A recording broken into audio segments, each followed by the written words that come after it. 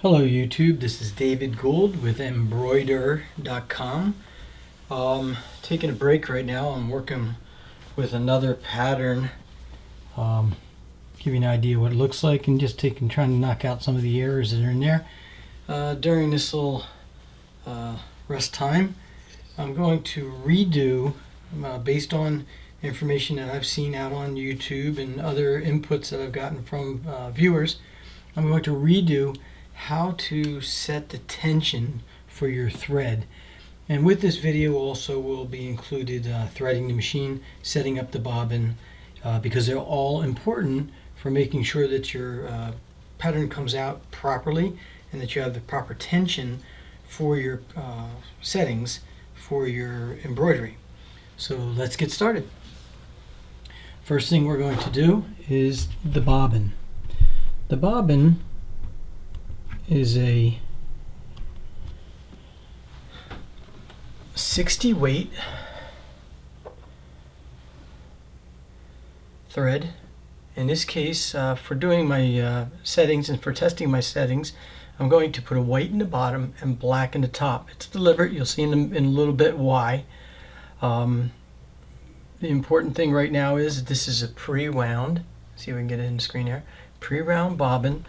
These pre-wound bobbins came from Amazon, and if I can show you for the ones that I came up with here, that was the code, and that was 144 pieces of pre-wound black and white bobbins for the Brother machine.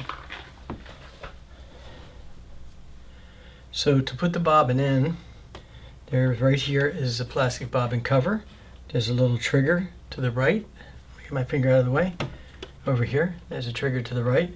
When I press that trigger backwards, this little cover will pop up right here. See it pop? I can grab that, pull it backwards and out. There's a tab right here that goes in under right here, the metal period. We're going to put that back in a bit. We're going to load the bobbin carefully, counterclockwise, this way, to the left. So I'm going to lay the bobbin down into the holder.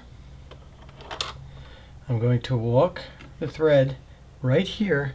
There is a tab, try to keep my hand out of the way. There's a plastic tab. I don't want to break it, but it's right there.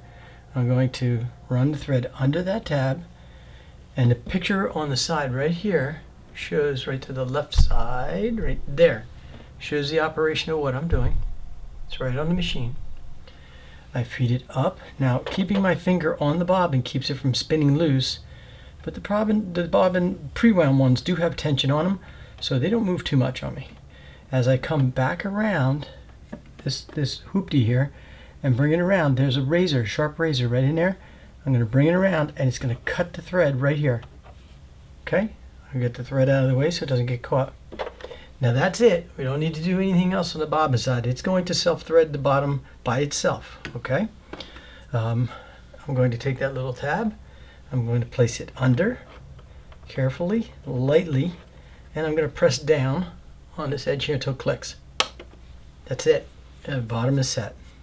For the top, I'm going to come up, and we're going to be loading right in here.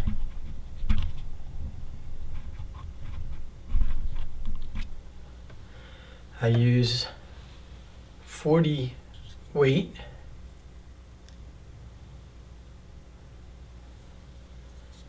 I'm going to lift that up. There's a little trigger there to lift that up. I'm going to place the thread. This is 1,000 meter thread with just the manufacturer's end cap on it. I'm not using the cap that comes with the Brother machine. It did catch the thread. I'm taking two hands, firmly holding the thread, and pressing it under number 1. You will hear an audible click when it gets to the back. It has to go under that lip right there, right here, in order for it to go to the back. That's the guide, and the thread should come smoothly off of here without binding or getting caught in the cap. Number 2 is right here. I come around the back and under. Now it's important that before we feed down through this channel right here, going to number 3, that you have there's a lever underneath and to the back right here. You can see this lever up and down raises the Q foot. I want that lever up. There's tension guides in here, tensioners, that will, if you can get the thread through it with it down, but it just doesn't go through straight and as evenly, it's much more likely to break or bind. By having it up, there's no tension in between there. I can lay the thread under, and I'm following right here, and right on the machine it shows the hoops under and up. It's going to feed under. There's actually a little lever in there that's going to feed up and down. It will catch it by itself. As I come up, I go to the right of, there's another piece that moves up and down right here.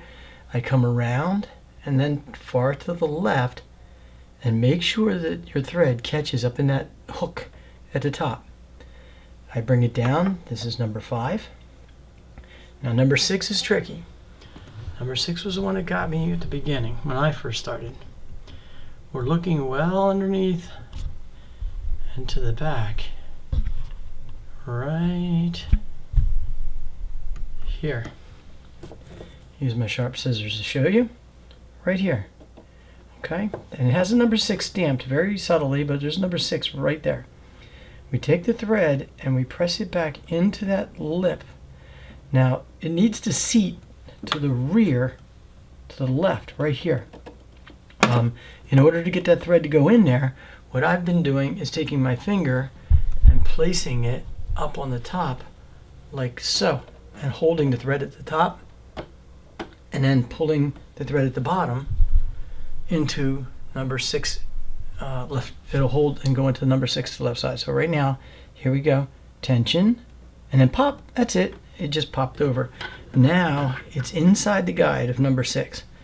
Keeping my finger at the top, I'm coming up through this V right here and into number 7. Now the finger on the top will let the thread seat into number 7. It'll actually pop into the back. I can let it go. It'll just stick right there.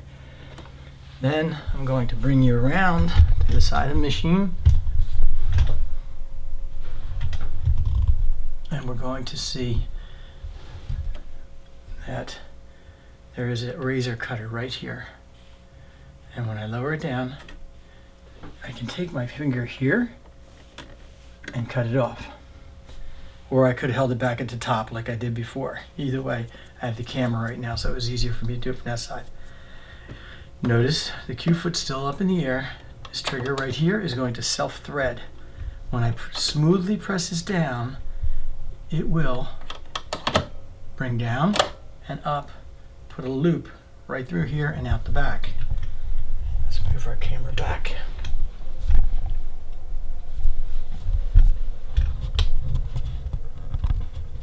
Try again a little bit closer for you. Whoops. A little bit closer for you. I don't know if you'll be able to see this with the black thread, but we're going to try. I'm taking my sharp scissors, and once again, I'm taking my finger and holding that thread up at the top, so right next to where it comes out of the spool, right here, I'm pressing down and holding the thread, and that's going to stop it from spooling out as I reach in through the, here we go, my right hand is up holding that thread at the top. My left hand is taking, you could use a pencil, I'm using a pointy set of scissors. There's a loop right here. The scissors is through the loop.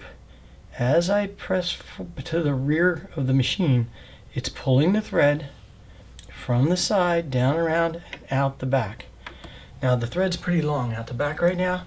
I'm going to take the scissors and I'm going to cut right along the back side of the machine. I'm going to cut the thread. That's going to leave me with about 2 inches of thread out the back.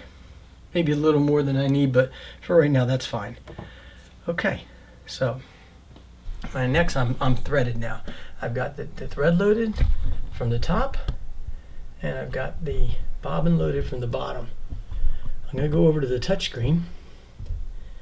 I'm going to, if you did not have it, if you had just turned on your machine, you just touch the touch screen and it'll move around to center itself, and then press it again and you'll be here. This is your main screen. This is text. I'm just going to pick a bold letter I. Now notice right here, L, that's large, medium, small. I'm going to go with it, a good size one, so I'm going to stick with the L and press set. Whoops, need to go backwards. Set. Okay, so right now I have a pretty good size I, which will end up right in the middle of my pattern. What I want to do right now is I want to reduce the size of that I. I'm going to bring it down to, I'm going to say about 25. I can press right now. We're at 25.2. There's 24.9. Okay, so that's about 25. Just so I have a decent size I, what I'm going to be looking for is to be able to stitch that out. Okay, I'm going to hit OK. And I'm not going to rotate or change it around right now. It's not necessary. Now, as soon as I press that last button, we heard the machine kind of acknowledge us. If we came in really close, we can actually see the green right here. There's a green cross. That's where the needle is right now to where the pattern will be. So if we're trying to adjust accordingly, let's just say that the neck of a shirt or something was faced the other way, we could hit the rotate button. Whoops, let's go backwards. My backwards button, by the way, is right here.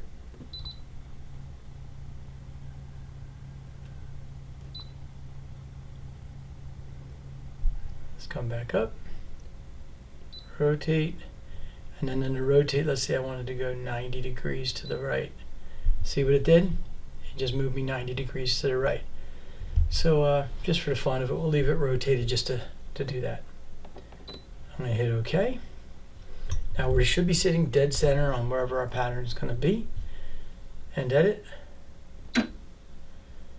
And if I wanted to be sure that I was on dead center, I could hit that right there, that little circle, and it would bring me back to wherever center was if I was off by that very, very infinitesimal amount. I'm going to hit the embroidery button. It's going to think. And at that point, it's telling me, okay, black thread needs to be loaded, which is done. And we're going to come across to our actual pattern. I preloaded a hoop. As I said, I'm taking a break from working on another project, so we're actually going to use that shirt pattern just to run a sample here, okay? So I have the cut away, non-tear away back, and I have a flexible front shirt for the front. I'm going to make sure my material is out of the way and feed it underneath the needle, under the Q foot of the needle. So in this case right now, the least amount of material looks like it's out this side. I'm going to feed that under carefully, not to get caught on the needle, just to get my hoop under. We'll get the rest of the material out of the way in a second. What I'm aiming for right now is over on the left side here. There's a couple of notches. I'm going to take these from the hoop and I'm going to press down firmly so that it seats. We want to make sure the material's out of the way because it's going to be moving around.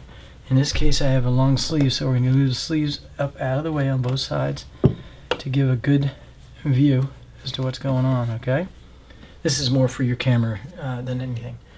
I'm going to grab that foot that we had before that we loosened for being able to run the thread, and I'm going to lower the foot. Now when I lower the foot, see we turn green? That means we're live, we're ready to go. Now I've already done this, so I know what the settings are, but let's just say that you had your machine and you weren't sure what your settings were going to be. Keep in mind right now that I'm using a pre-wound bobbin. In other words, the setting from the bottom is just standardized, set up from the pre-wound bobbin tension from basically the factory. As I come up here, our adjustability is going to be this wheel on the top thread, right there. Now, tip for whoever's watching, in this case for me right now, 3 looked like the right setting, but there's no fun in doing it right the first time. Let's take our machine and let's see what happens if we started out with a 7. Now, in theory, as we go higher in the numbers, we're going looser with we'll get more bobbin. Let's put it that way. We'll go more bobbin thread will show or come through when we're on 7, then if we were on 1, we'd be more top thread. We need to come up with a number that's going to have the right proportion top and bottom. From what I've seen online and from what I'm reading, it should be, if we're looking at our pattern from below, and I have samples already done up, so depending on how this comes out, whether this is right, we'll show you. 2/3 of the bottom, if you're looking at your pattern from the bottom, 2/3 of the bobbin color should show. So in my case it's white. I should see a strip 2/3 somewhat towards the middle, and then 1/3 split on each side, so it's not going to be all 1/3 on one side. Split 1/3 should be showing from the top thread on the bottom. Okay, I'll clarify that in a second. So let's just see if we can get started here.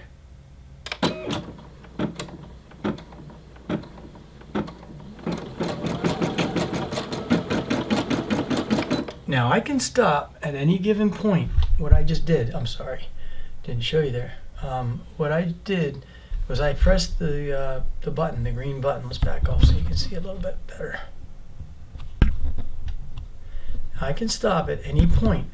Now the reason I stopped, besides the fact that you couldn't see what was going on the top, is there's a piece of thread from the back right here. And it's pretty long. So I don't want that big old piece of thread getting sewed into the pattern, all right? So I'm going to cut it out of the way. All right, this would end up getting, that little piece of thread right there would end up getting sewn, you know, it'd be ugly, it'd be sticking up out of my pattern. So I just kind of stopped it and go. Now the machine remembers where it was, so let's start it up again.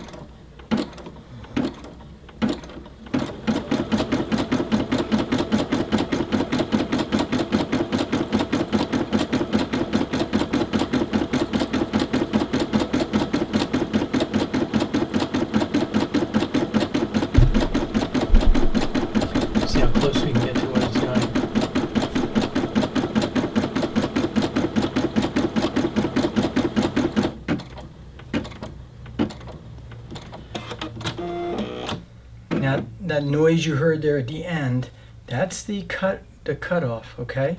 So it's cutting off down below the thread. So I'm going to come across, I'm going to press OK.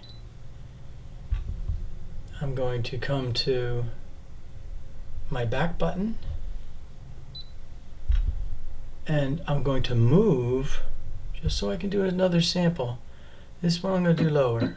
4, 5, 6, 7, 8, 9.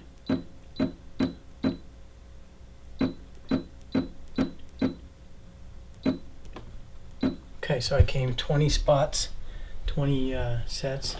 I go back, I press my embroider button. I'm ready to go again. But this time, I'm going to go to my wheel. I'm going to tighten it up. We're going to move it to, say, 5. And my green button's still green. Let's try it again. Now at this point, the bobbin's running, everything's doing what it's supposed to be doing.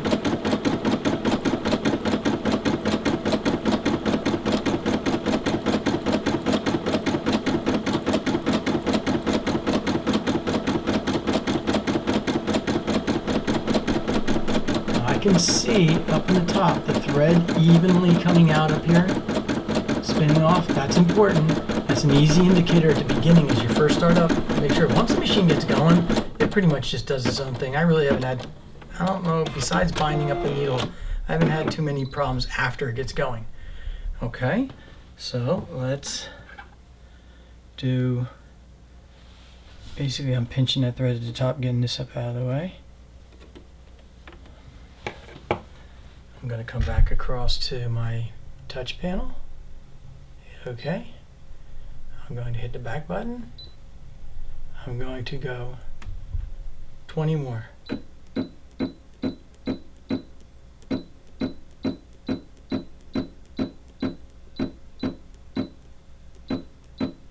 Okay.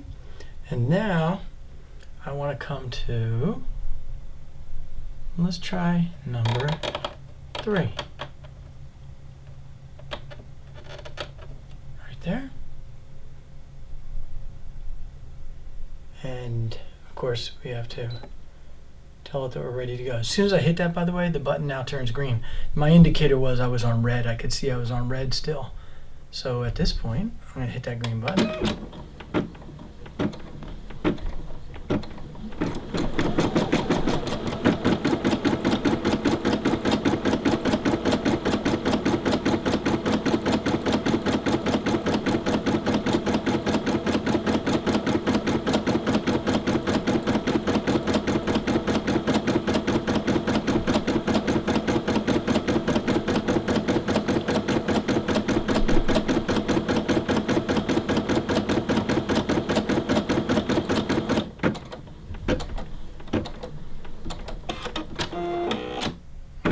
Okay. I'm going to come across, hit OK, and we're going to hit the return button, and we're going to do one more. And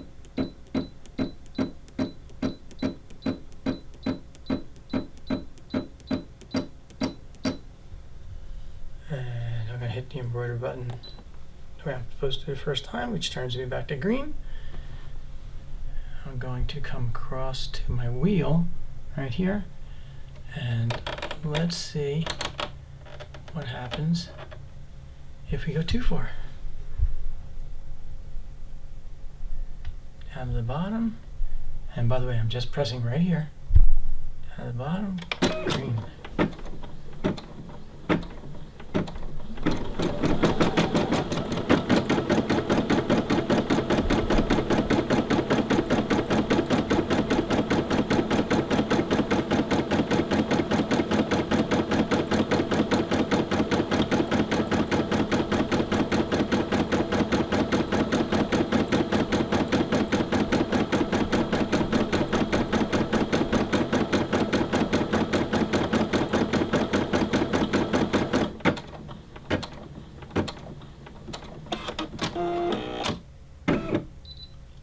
Okay, I'm going to stop the video to unload for a second here, and we're going to take a look at the results. Okay, we're back. Now let's try to take a closer look and see if you can see. The color's a little tough to see the white, but you can definitely see how the pattern, the actual, it looks like it's choppy here. That's the white bobbin thread coming up and through. Okay, here you see it's getting a little thicker, but I can still see white along the outside edge. Here, that's pretty clean line, pretty darn nice, not bad. Here, I've got also nice, not bad. Matter of fact, this one looks almost a little bit bolder, so maybe between here and here there still might be another setting. But let's look on the other side at what the bottom thread came out like. The one that was showing the choppy for the far left, that was setting number 7. Notice how the bobbin thread is all the way totally to the left and the right. We can barely see any top thread coming through. That's not a good setting, and if we went any looser than this, we would get to rat nesting. As a matter of fact, even if we ran with this, chances are we would begin to get the nesting under there that gets caught up. So if you're saying you're having a problem with nesting, you might be too loose with your setting or your bobbin thread. Try using those pre-wounds. Here's number 5. We can begin to see the top thread coming through, but we're looking to have about 2/3 white versus 1/3. I would call this maybe 3/4 to 1/4. Like, you know, if you split that, that'd be about, so that's not quite enough. Look at number 3. Number 3, that's a pretty good setting. That looks almost like we're there. You can see about the 2/3 in the middle and about nice solid lines on each side. And then number 1, we've got a little bit too much. As a matter of fact, we have too much of the upper thread coming through. This will rat nest too. This could cause being that nesting and cause the same problem because we're just getting too much of the thread, all right, wrapped up around ourselves. So the ideal is going to be number 3, or let's just say maybe we could be a click, 1 or 2 clicks left or right, probably more towards the right based on what I'm looking at here. I think if I was going to go any direction, the front one, see if I can pull it back up here. On the right side, the front one on the right side does not look bad, but that's not a proper setting and it will nest. All right, it's too much. This one right here, somewhere maybe just a click, maybe just another click towards the 1. So maybe it'd be a 2.9 on our setting. Okay, so we learned how to be able to load the machine with the bobbin, how to be able to thread the machine at the top. We punched out a couple of a letter to be able to do the lettering on the side, and we set our tension for being able to see how and why we do the tension settings for the machine, and maybe it'll help you all to be able to get your tension setting. Now I do suspect, again I'm new at this, but I do suspect these tension settings will be different based on the material with the top and with your backing, right? That's inside here. So you're probably going to need to get some of these settings, and once you know what yours are for your machine, I will be writing them down or maybe cutting this out and keeping it, okay? So I know with this material and this non-tearaway material, it's a cutaway material, it's heavier, all right? That's what I need for the setting for that. And that's also going to help me, I can get a pretty good idea what I'll need for other lighter or heavier materials. If I was doing a heavier material, I'm probably going to be heading out this way. If I'm using a lighter material, I'm probably heading out that way. Okay, so once again, this is David Gould at mbroidr.com. I hope this little break that I'm taking here might help you as you're working with your brother machine or similar, and as these patterns get better and better, I'm looking to share them with you as well. So I hope that helps. Please, if this video is helpful, feel free to like it, to click on the subscribe button for similar type videos as they come out, and I will be making some sort of an effort here to upgrade, if you would, the videos that I did initially that were done out on YouTube, and a few of them had a few errors in them as I'm learning. I'm looking to upgrade those and make them a little bit better, more accurate, with information that I've learned as I've gone along at mbroidr.com, embroidr.com, embroidr.com. And at that location, we'll also have a Facebook page, Pinterest page. You'll be able to see patterns, get ideas, share ideas, particularly with the Facebook side. I think that's a little bit better equipped for sharing. And I'm looking forward to everyone's input, whoever wants to be involved in that side of it, okay? So I hope this all helps. Enjoy. Be blessed.